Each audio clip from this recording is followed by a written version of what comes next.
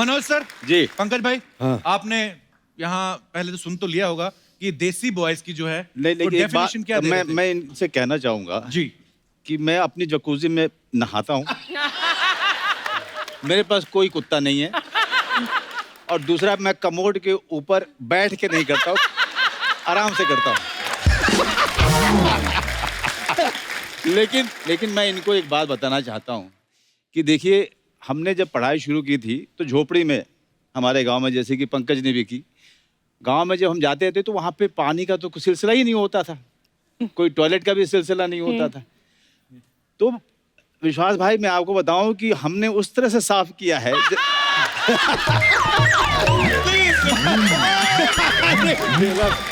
अब आपको बताता हूं। नहीं सुनिए, जानना है ना। अब चूंकि डॉक्टर साहब ने अब बात छेड़ दी तो दूर तक जाएगी हैं?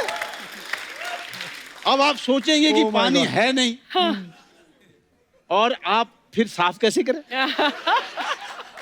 तो क्रिएटिविटी गांव के लड़कों में बहुत ही कमाल की होती है।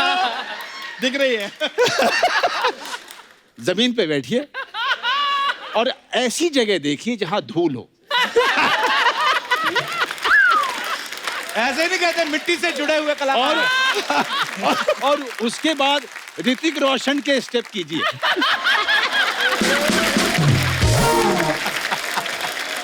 पर ये जो आपने किस्सा सुनाया ना, बचपन याद आ गया।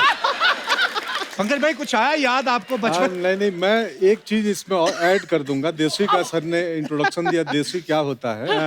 तो देसी जो है ना, देसी घी भी होता है।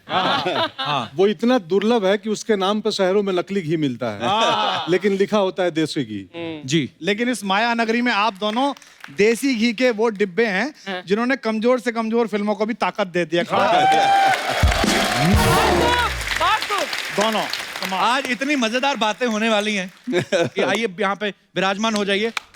जोरदार तालियां हो जाए एक बार हमारे अतिथियों के लिए। अरे कहीं बैठो। पंकज भाई जो भी कर रहे हैं, सुपर हिट कर रहे हैं, चाहे वो बैक टू बैक फिल्में हो या वेब सीरीज हो, यहाँ तक कि अगर टीवी शो में भी आते हैं तो वो भी द कपिल शर्मा शो में। मतलब एवरेज चीज तो करते कोई नहीं। भाई आपकी सारी फिल्में धड़ाधड़ हिट जा रही हैं, हर फिल्म में आप होते हो। आपकी डिमांड ज्यादा है कि बंगलों का लोन ज्यादा है आपका? बहुत अच्छे। मैं रोज अपनी बालकनी में आता हूँ इन दिनों जी। और अर्चना मैम का बंगलो दिखता है मुझे। मड में शिफ्ट हुए मेरे हैं। पड़ोसी बन गए आप। हाँ, हम दोनों पड़ोसी हो गए हैं। नजर लागी राजा तोरे बंगले पे। नहीं, EMI तो कम ही है, क्योंकि इतना कमा के चुका दिया पहले ही। डिमांड बहुत है, लोग प्यार करते हैं, क्या बात है सर, चाहते हैं। बड़ा दिल खुश होता है सर। क्या बात।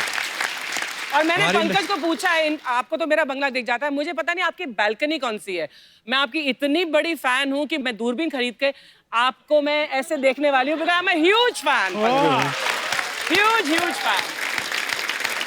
कल सीधा जाना, अगर जब भी आपको जाना, दूरबीन वूरबीन से मत देखना। देसी आदमी है, कपड़े तो यहाँ पहन के आते हैं।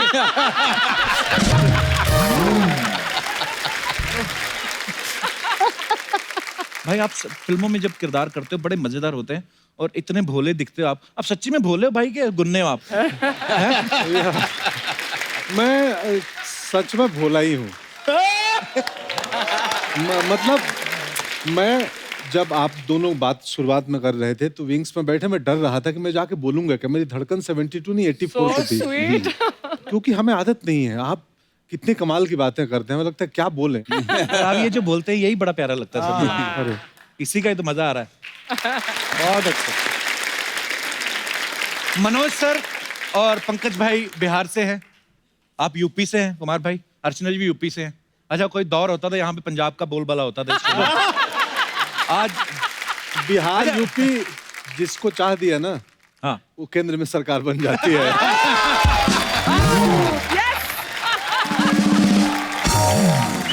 ये वही है जो अभी कह रहे थे मैं भोला हूँ। कटाक्ष आता है इनका, एक आता है, कटा के आता है।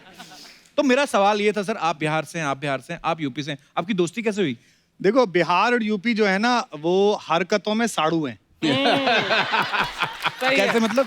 साड़ू समझते हो ना? हाँ हाँ। नहीं, कई जगह अर्चना जी साड़ू समझते नहीं है। मैं एक बार आईआईटी में गया तो वहाँ बिल्कुल एक बॉम्बे स्टाइल की लड़की थी, तो मैंने साड़ू बोला तो लोग हंसे। तो उसने मुझसे पूछा, सर व्हाट इज साड़ू? There was a huge laughter. तो मैंने उसको कहा कि एक ही दुकान से लुटे हुए 2 ग्राहक, तो साड़ू कहलाता है।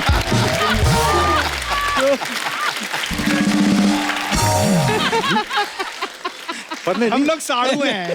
पर देखो, वैसे सच बात यह है कि मनोज भाई से मेरी दोस्ती हुई पोइट्री की वजह से। अच्छा जी। दिनकर जितना इनको याद है, और अभी मैं एक बात कन्फेस करना चाहता हूं आज, कि एलजीबीटी राइट्स पर मेरे विचार एक टिपिकल हिंदुस्तानी जैसे थे। यानी कि मैं स्वीकृत होना चाहता था, मैं सहमत होना चाहता था, लेकिन मेरी पुरानी मान्यताएं, कस्बे गांव में हुई बातें, मजाक, वो सब आगे आती थी। लेकिन आज मनोज भाई, मैं ये कन्फेस कर रहा हूं कपिल के शो में कि जब आपकी अलीगढ़ मैंने पहली बार देखी, वाह, उस दिन से मैंने रेस्पेक्ट करना शुरू किया कि हर आदमी का अपना राइट है। और इनसे दोस्ती हुई मसान के दौरान। हमारी इनकी एक कॉमन दोस्त हैं, उन्होंने हमको कहा कि आप फिल्म देखने के लिए आइए। तो मैं फिल्म देखने के लिए गया था और ये सोच के गया था कि कोने की सीट से बैठ के निकल जाऊंगा। अच्छा जी। तो प्रोड्यूसर साहब ने कहा कि आप बैठिए, पास बैठिए। बट वो फिल्म शुरू हुई और मैं यूं बैठा रह गया और पीछे गया ही नहीं। बड़ी और कमाल उसमें की जब जब ये आए, वो अष्टभुजा देवी से बातचीत करी, वाह। वो इतना कमाल था, मुझे लगा ये आदमी तो अपना है, ये आदमी तो बिल्कुल। अपने घर के आसपास का है। तो दोस्ती हो गई। मैं अब हम चूंकि इन्होंने हमारी बहुत तारीफ कर दी है और किताब का विमोचन इनका है, तो मुझे और पंकज को ये मौका मिलना चाहिए कि हम कुछ दो बातें इनके बारे में करें। जी जी प्लीज सर। क्योंकि ये जब आए हैं तो मौका हमारे लिए थोड़ा सा मुश्किल है। हमें बीच बीच में ना रास्ता देखना पड़ता है। सही है। अरे यहाँ बहुत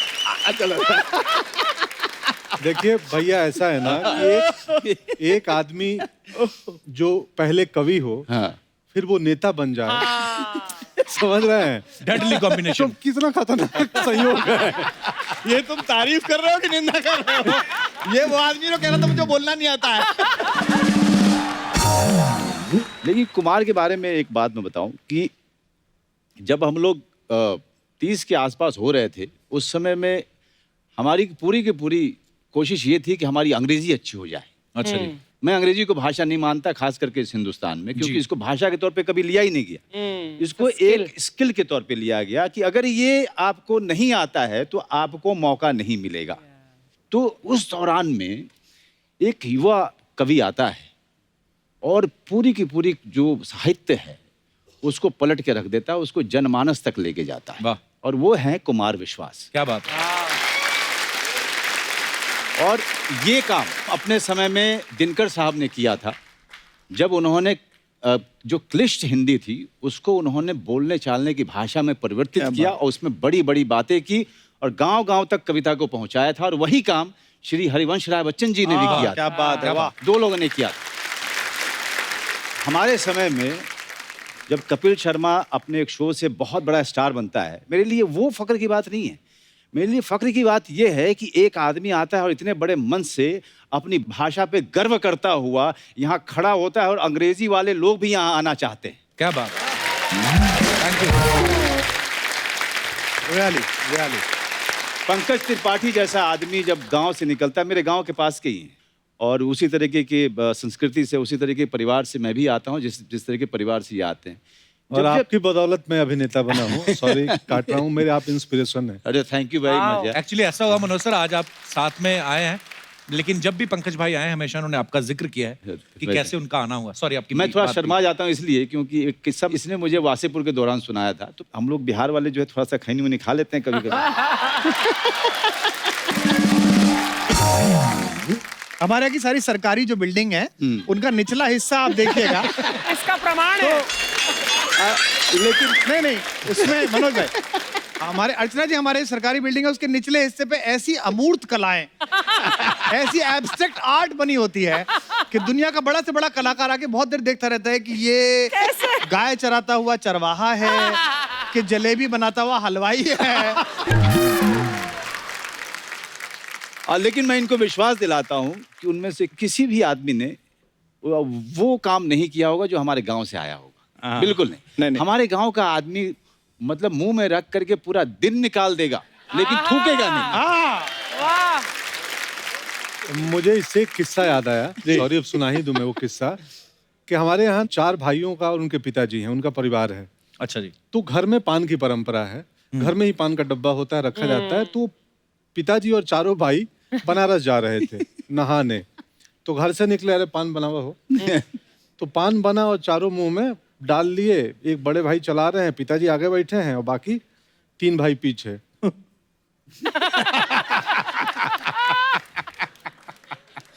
4 घंटे निकल रहे हैं, कोई किसी को बोल नहीं रहा है। तो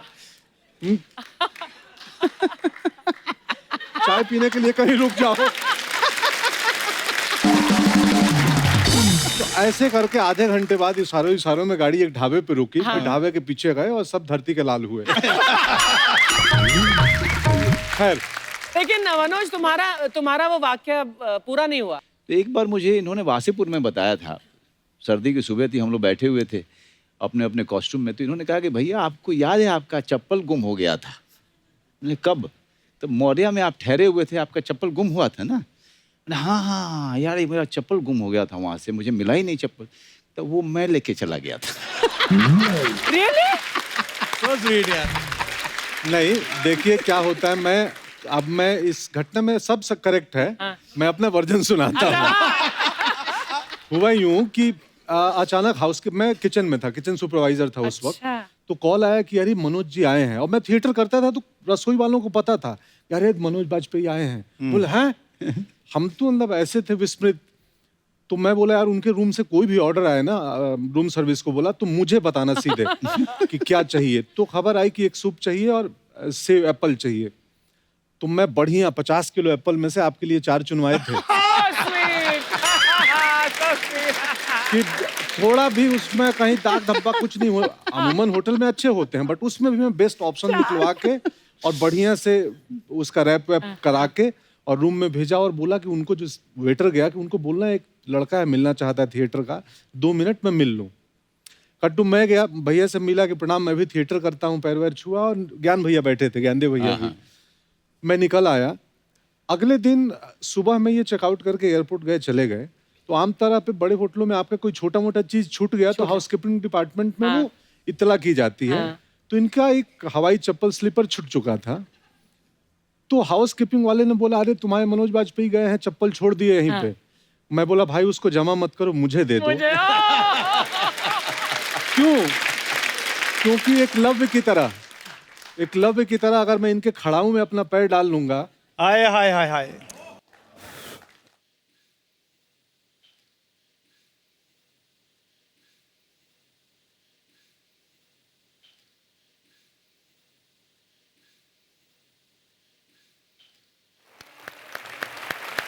Whoa!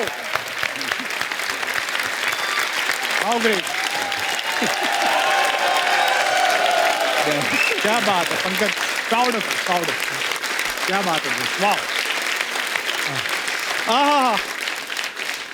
That is such a sweet story and there's so वाह। much emotion in it. मेरे लिए इन सब लोगों की सफलता और इन सब लोगों की बातें, मुझे नहीं लगता है कि कोई भी अवार्ड इससे बड़ा होगा कभी। क्या बात। कभी। मैं ये जो यहाँ हुआ है, यहाँ होता नहीं है। कपिल शर्मा शो में ये नहीं होता है। लेकिन मुझे मुनव्वर राना साहब का एक शेर याद आ रहा है जी प्लीज। कि खुद से चलकर नहीं ये तर्जे सुखन आया है। वाह। खुद से चल के नहीं ये तर्जे सुखन आया है, पांव दाबे हैं बुजुर्गों के तो फन आया है। तो मनोज सर, जैसे पंकज भाई ने बताया कि आप उनके लिए इंस्पिरेशन है, आप किन से इंस्पायर थे जब आप पहली देखिए बार? बचपन में तो सिवाय श्री अमिताभ बच्चन जी के तो हमें कुछ दिखता ही नहीं अरे था। वाह। क्या बात है। जी। लेकिन जब रंगमंच करने के लिए मैं दिल्ली पहुंचा जी, तो वहीं पे बता दिया गया है कि मेरी औकात क्या है। क्योंकि शराब को शराब बोलता था और जहाज को जहाज बोलता था। तब लोगों ने कहा कि अरे यार नसीरुद्दीन शाह की फिल्में नहीं देखी है तुमने? हम कहाँ से देखते, बेतिया शहर में नसीर साहब की फिल्में नहीं लगती थी। हाँ। उन लोगों की जो फिल्में धीरे धीरे फेस्टिवल्स वगैरह में जाके देखनी शुरू की, अभिनय की बारीकियां। तो मैं आपको बताऊं कि मेरे लिए ना ओमपुरी साहब, नसीर साहब, मेरे लिए ऐसा था कि ये लोग मिल जाएंगे तो मेरा जीवन जो है बन जाएगा, है ना। अच्छा। और आज भी नसीर साहब को मैं रात को कभी 12-1 बजे मैं बहुत इमोशनल हो जाता हूँ, बहुत ज़्यादा। अच्छा। तो अचानक से जो है उनको फ़ोन लगाता हूँ, तो उस दौरान में मैं पिया हुआ करता था, तो उस दौरान में कुछ ज्यादा फोन चले जाते थे। ये अच्छा है। तो उस समय अचानक इमोशनल होके फोन करता था उनको, और सिर्फ इतना बोलता था, आई लव यू नसीर भाई। सिर्फ ये बोलने के लिए। How sweet. मुझे लगता है कि अभिनय की बारीकियां इस हिंदुस्तान को नसीर साहब और ओमपुरी जैसे लोगों ने दी। बिल्कुल। और पंकज कपूर साहब ने, रणवीर यादव, अनु कपूर उस दौरान में। और मैं एक बात इसके साथ ही अंत करना चाहूँगा कि हमने विश्व भर का सिनेमा देखा है और अभी भी देखते हैं, शोज देखते हैं। मेरा अपना मानना है कि नसीरुद्दीन शाह और ओमपुरी से बड़ा कलाकार इस विश्व में पैदा ही नहीं हुआ। बिल्कुल। क्योंकि हम लोग रॉबर्ट डेनिरो, पचिनो की बात करते हैं, बहुत अच्छे कलाकार हैं लोग, उनको भी देख के हमने सीखा है। लेकिन नसीरुद्दीन शाह और ओमपुरी साहब का देखिए, अपनी जवानी में ऐसी ऐसी फिल्में बिना पैसे की है उन लोगों ने, और 30-30 दिन में, 20-20 दिन में, 25 दिन में गरीबी और भूखमरी में जो ग्रेट काम किया है उन्होंने। कोई रॉबर्ट डेनिरो करके दिखा दे, कोई पचिनो करके दिखा। वाह वाह। जैसे मनोज सर ने कहा ना कि हम लोग हिंदी भाषा में पढ़े लिखे हैं, इंग्लिश हमारे लिए हवाई था, एक्चुअली स्किल माना जाता है। और जैसे आपने कहा कि इंग्लिश फिल्मों का जिक्र, जब मैं भी नया नया बॉम्बे आता तो 4 लड़कियां इधर उधर इंग्लिश में बातें करें, अच्छा तब बड़ा फील होता था कि हम क्या बात करें, क्योंकि हमने तो वही 2 देखी हैं, जुरासिक पार्क और टाइटैनिक। वो ऐसी 4 लड़कियां कोई चैनल से कोई, you know what that picture was. अच्छा हिंदी में आप बड़ी भारी बात भी कर लो ना कि हमारे ये वो, इंग्लिश में कोई वैसे ही बोल जाए और ऊपर से सामने वाले को आती ना हो, but you know what will the consequences, तो आदमी वैसे कहता कि अच्छा वो लड़कियां जब बात करती थी ना चैनल से और इधर उधर दूसरे artist, even that film you know that Robert D निरो वाज टू गुड, और फिर हमें अपना पक्ष भी रखना पड़ता था। वो बात कहीं और ही चल रही, बीच में मैं बोलता था even Titanic was mind blowing. बड़ा फंस जाता है आदमी। क्या होता है ना कि मरीज जब डॉक्टर के यहाँ जाता है ना, डॉक्टर अंग्रेजी बोले ना, तो उसको लगता है बीमारी ठीक कर देगा ये। और ये तो ठीक कर ही देगा यार। और कोई बोल दे हाँ क्या हुआ है, बैठो इधर मुंह खोलो, एंड यही चीज आप इंग्लिश में बोलो, कैसे बोलेंगे sir? What happened, sit here, open your mouth, तो लगता है यार गुरु ये ठीक कर देगा कुछ। एक ही चीज है, दोनों बोलेंगे। पढ़ा लिखा डॉक्टर है। और यहाँ पे मुंबई जैसे शहरों में आधा डॉक्टर तो पेशेंट ही होता है, वो खुद ही डॉक्टर को जाके बोल देते ना, sir last night I had problem, throat problem. अच्छा ये डॉक्टर यहीं पे कामयाब है, इनको छोटे शहर ले जाओ। अगर पेशेंट ने आगे बोला डॉक्टर साहब रात से गुड़ू गुड़ू हो रहा है, अब आप बताओ माइका लाली की कौन सी एमबीबीएस बुक में लिखा है गुड़ू गुड़ू का मतलब क्या होता है? तो ये अपने देसी लोग ही समझते हैं। जहाँ हिंदी चलती वहाँ हिंदी ही चलेगी। हमारी दीदी है एक, हाँ, तो उनको दर्द होता है ना, तो ए डॉक्टर साहब क्या हुआ, बोले पैरवा गन गन कर रहा है। अब वो डॉक्टर कलकत्ते में गन गन कर रहा है, तब उसको लगे गन गन क्या कर रहा है, दर्द को गन गन बोलती है, बहुत गन गन कर रहा है पैर। अब समझ लो। हमारे इलाके में, मेरठ के पास में, आप बड़े से बड़े कार्डियोलॉजिस्ट के पास ले जाइए। चौधरी साहब लोग, पैसा बहुत आ गया, काफी पैसा है, अब वो ताऊ जी के हार्ट में कुछ प्रॉब्लम है, अब वो लेके गए। अब डॉक्टर पद्मश्री है, पद्म भूषण है, अब वो कह रहा है हाँ अंकल कैसे, क्या होता है बताइए। अब चौधरी साहब ने बताया, भाई कालजे में धुम्मा सा उठे।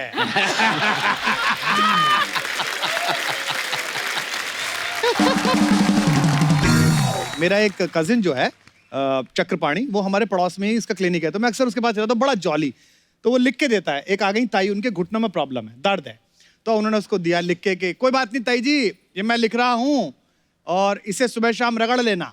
उन्होंने पर्ची उठाई और फिर बोली, भाई यो जिधर से लिख रही है उधर से रगड़नी है।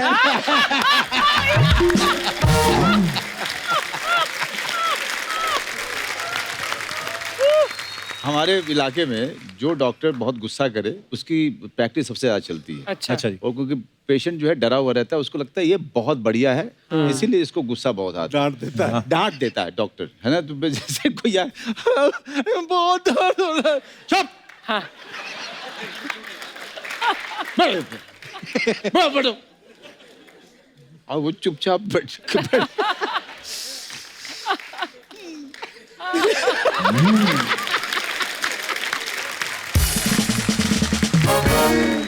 एक डॉक्टर थे, वो कलाकार भी थे, अच्छा, बहुत बड़े डॉक्टर थे, सच में मूर्धन्य अद्भुत डॉक्टर थे।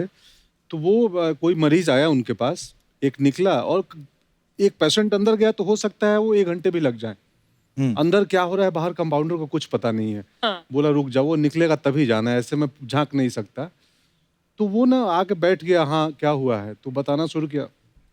सितार बजाते थे वो सितार लेके और बैठो। तो आधा घंटा वो सितार बजाएंगे, वो सुन रहा है और लास्ट में बोले हाँ बोलो क्या है, तो बोला कुछ नहीं, ऐसा ऐसा हुआ था। अब वो अपनी बीमारी को कम कर देता था आधे घंटे में। तो बहुत सस्ती दवाएं लिखते थे, 2 रुपए की दवाएं ले जाओ, खा लेना 10 दिन। हाँ जाओ, जाते हुए सुनो कैसा लगा जो बजाया मैं। वो अब गांव खेड़े के लोग सितार क्या समझे, बोले अच्छा था, वेरी गुड, जाओ ठीक हो जाओगे। अच्छा भाई, वो भी आजकल वो ये ट्रेंड मैंने मुंबई में देखा है कि डॉक्टर आता है और को पर्ची लिख के दे दवाई बाहर से। हमारे वहां में तो डॉक्टर खुद ही देता था। ये डॉक्टरों पर है क्या शो? है ना, डॉक्टर कुमार विश्वास आए तो डॉक्टर को बात होनी चाहिए। एक और किस्सा याद आ गया मेरा, हाँ जी, हाँ जी, छोटा सा। प्लीज। हम बचपन में पढ़ते नहीं थे गांव में, पढ़ाई में मैं भी बहुत एवरेज सा था। तो एक किस्सा हर घर में चलता था पूर्वांचल में, खासकर बिहार यूपी के उस इलाके में, कि नहीं पढ़ोगे तो क्या नुकसान होगा। एक बुढ़िया औरत गई, पढ़ी लिखी नहीं थी, डॉक्टर के यहाँ दवाई लेने। डॉक्टर ने 2 बोतलें दी उसको। हाँ। और भोजपुरी में बोलते हैं लगाने को लगाएम। हाँ, लगाएं। अरे दादी ये इसको लगाएम और इसको पिलाएम, मतलब पीना और इसको लगाना। तो बोली हम तो पढ़ल लिखल नहीं थे डॉक्टर साहब। तो बोले बाएं हाथ में पकड़ी, ये क्या है, लगाएम, और दाहिने हाथ में पियाएम। अब घर तक तुम याद करते जाओ, लगाएम पियाएम लगाएम पियाएम। अब वो बुढ़िया अनपढ़ थी, घर के लिए निकली, लगाएम पियाएम लगाएम पियाएम लगाएम पियाएम, रास्ते में मिस हो गया। ये लगाएम ये पियाएम, तो जो लगाना था उसको पी गई और जो पीना था उसको लगा दी। तो इसलिए पढ़ना जरूरी है कि डॉक्टर।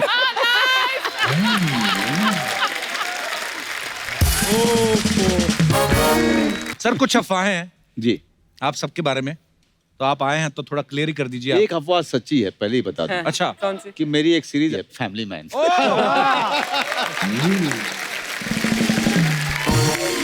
बहुत ही कमाल का सीरीज है और मैं चाहूंगा कि सब लोग देखिएगा, उसमें आपको बहुत ही करारा निश्चित रूप। जवाब मिलेगा। बहुत अच्छे, वाह क्या तो बात। सर ये कुछ अफवाहें हैं, कुमार साहब आपसे शुरुआत करते हैं। जी। आपके बारे में ये अफवाह है कि जब नए नए आपने शुरुआत की थी, जब तक ज्यादा लोग आपको पहचानते नहीं थे, आप ट्रक वालों से लिफ्ट लेके ट्रेवल किया करते थे। ये सही बात है सर? ये सच है। अच्छा जी। और हालत ये होती थी कि छोटी कवि गोष्ठी होती थी, 100 रुपए की, 200 रुपए की। तो रात में बसेस बंद हो जाती थी हमारे इलाके में, तो ट्रक वाले से लिफ्ट लेके आते थे। तो वो भी दिन थे, करना फकीरी तो क्या दिलगिरी, सदा मगन मन रहना जी, कोई दिन हाथी ना कोई दिन घोड़ा, कोई दिन पैदल चलना। वाह। वाह वाह। आनंद के साथ। मनोज सर आपके बारे में अफवाह है कि जो स्टूडेंट के लिए बस पास मिलता है, हाँ हाँ, आप वो पास लेने के चक्कर में आपने दिल्ली के कॉलेज में एमए में एडमिशन ले लिया। एमए में एडमिशन लिया था मैंने। अच्छा जी। क्योंकि 12 रुपए का पास होता था वो, और मैंने एमए में एडमिशन लिया था पाली लैंग्वेज में। तो जब जब मुझे हाजिरी लगाने जानी पड़ती थी तो मेरा तो मतलब समझो कि मेरा दिवाला निकल जाता था, क्योंकि अच्छा जी। कुछ भी समझ में नहीं आता था कि वो प्रोफेसर क्या आके पढ़ा रहे हैं, क्या कर रहे हैं। क्योंकि मेरी नज़र सिर्फ वो बस पास पे हुआ करती थी कि 12.5 रुपए का वो बस पास मुझे हर महीने मिल जाए करेगा, और उसके लिए मैंने एडमिशन लिया था। लेकिन बाद में वो भी त्याग दिया। मैंने कहा यार वो क्लास में जाना जो है वो बर्दाश्त भारी नहीं हो पड़ रहा रहा है। वो थिएटर इससे अच्छा कि मैं 2-4-5 दिन रिहर्सल के लिए चला जाऊंगा, वो ज़्यादा अच्छा, ज़्यादा मज़ा आता है मुझे उसमें, तो उसके लिए था। वाह। क्या बात है। पंकज भाई आपके बारे में अफवाह है कि आपकी जो वाइफ है वो दिल्ली में आपके साथ बॉयज हॉस्टल में मूछें लगा के रहती थी। हाँ? ये सही बात है? बात सही है बट मुझे नहीं लगाती थी। अच्छा। और मुश्किलात ये थे कि अलाउड नहीं था बॉयज हॉस्टल में लड़की का रहना। अच्छा और जी। मैं शादी कर लिया पास आउट होने के पहले, अच्छा तो मैं चुपके से लाया। अमूमन बॉयज हॉस्टल में लड़के कम ही कपड़े पहन के रहते हैं जी। तो जब मालूम चला तो लड़के कपड़े पहनने लगे रात को। पता नहीं भाभी कब टीवी देखने आ जाए, इधर कहाँ दिख जाए। तो जो हमारे वार्डन थे उनको भी खबर लग गई, तो उन्होंने बोला 15-20 दिन बाद कि भाई तुम कब ले रहे हो लक्ष्मी नगर में कमरा। तो मैं बोला सर ले लूंगा, जल्दी ही चला जाऊंगा। ऐसा हो गया था ना, थोड़े दिन बाद मुझे लगा, मैं उनको बोलने वाला था कि अब तो मैं गाय लाने का सोच रहा था। कि गाय दूध पूरा दे घर दे और यहाँ बसाने पे का। चाय बना दे सुबह सुबह पिया करें, तो भेज रहे हैं लक्ष्मी नगर। तो ये सही है। वाह, क्या बात है। अच्छा, आपके बारे में अफवाह है कुमार भाई जी। कि आपने पॉलिटिक्स इसलिए छोड़ी क्योंकि धरने पे बैठ बैठ के आपका धरना सूझ गया था।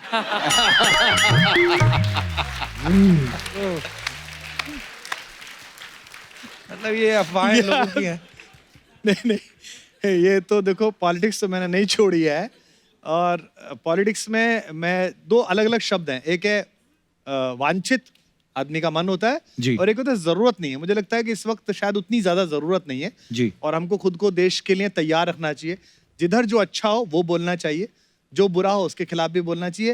लेकिन हाँ, ये धरने वाली बात जो है थोड़ी थोड़ी है कि मुझे उससे डर तो लगता ही है, इतनी देर बैठना पड़ता है। वो बड़ी लाठियां खाई। पंकज भाई, ये अफवाह है कि कॉलेज के दिनों में आप 7 दिन जेल की हवा भी खा चुके हैं? हाँ हाँ, हाँ, ये क्यों मतलब? मैं वही छात्र राजनीति में इनकी तरह मैं भी था। ओ, मुझे बड़ी पिटाई लगी थी। अच्छा जी। बट पुलिस वालों को ना एक बात पता नहीं, आप कितना उनको मारने का तरीका मालूम होता है। वो हाँ। ऐसे मारते हैं कि फ्रैक्चर ना हो। हाँ तबलों पे मारते हैं ज्यादा। हाँ। ओ माय तो अब गॉड। देखिए क्या हाँ। पॉलिटिक्स है, मतलब पर पंकज भाई, ये कहाँ से आइडिया आया था आपको पॉलिटिक्स में जाने का? अब करना चाहते थे पॉलिटिक्स आप? आप नौजवान होते हैं ना, तो आपके अंदर कहीं ना कहीं जाने की इच्छा होती है कि कहीं तो जाएं। तो हमारे अंदर राजनीति में जाने की आ गई थी। मनोज सर, आपके बारे में ये अफवाह है कि आपकी बिल्डिंग में जो सब्जी वाला आता है वो महंगी सब्जी देता है, इसलिए कभी कभी आप आज भी खुद खरीदते हुए घर जाते हैं। जी, शास्त्री नगर में एक सब्जी वाली है, तो झूठ नहीं है। मैं सुबह सुबह जो है मैं चला जाता हूँ 7:30-8 बजे। हर 3 दिन में आप मुझे वहाँ पे सब्जी खरीदते हुए पा सकते हैं। सब्जी खरीदना मुझे बहुत ही अच्छा लगता है, पता नहीं क्यों। कि उसका हो सकता है कि किसान परिवार होने के कारण, या फिर सब्जी वाली पसंद हो शायद।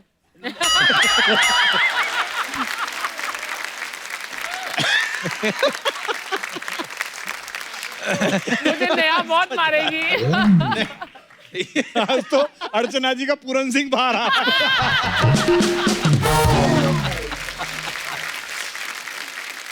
नहीं, सब्जी खरीदने का आनंद जो है ना, हाँ। वो सिर्फ सब्जी खरीदने में ही आती है। ऐसा आनंद है। मैं भी जाता हूँ, मुझे भी मजा आता है। अच्छा, हाँ, परवल सेम, उसी सब्जी वाले के पास। नहीं।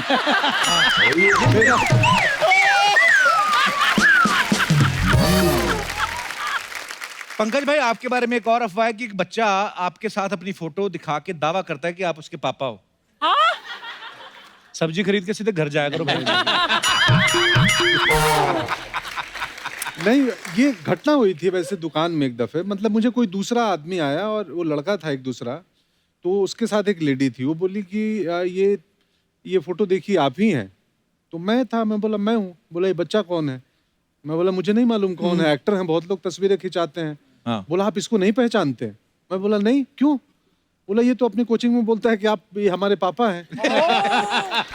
मैं सदमे में आ गया। ये सीरियस मामला हो सकता था कि अरे यार। Really? अब मुझे लगा यार वो बच्चे की क्या मनस्थिति है, क्यों ऐसा बोलता होगा। हाँ।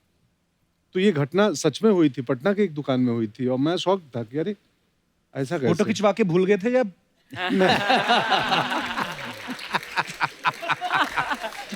नहीं ऐसा चलो, बड़ा हो जाएगा तो नैन नक्श सामने आ ही जाएंगे। नहीं। ये तो फिल्मों में है, पॉलिटिक्स में तो और अजीब काम होता है। आप किसी प्रोग्राम में गए, किसी रैली में गए, अब आप सीनियर लीडर हैं पार्टी के, किसी काम के लिए गए, आप बैठे, आपका नंबर आना है। एक लड़का आपसे चाय पूछने आता है, अच्छा। भैया चाय में चीनी लेंगे क्या, ऐसे करके पूछता है। वो फोटो खिंचवाने के लिए बोल के आता है। हाँ। अगले दिन वो फेसबुक पे लगाता है, कुमार भैया के साथ आगामी विधानसभा पर गंभीर चर्चा करते हुए। अब वो लोगों से टिकट दिलवाने के पैसे ले लेता है। Oh my एक God. आदमी रोता हुआ आया, बोले साहब वो मैंने फला को दे दिया। मैंने, ये कौन है? तो बोले वो आपके साथ फोटो था, विधानसभा की चर्चा कर रहा था, टिकट किसको बटेंगे। तो मुझे मेरे ऑफिस वालों ने बताया जी तो चाय में चीनी पूछने आया था कि चीनी देते हैं कि नहीं। ये सीरियस बात है बहुत।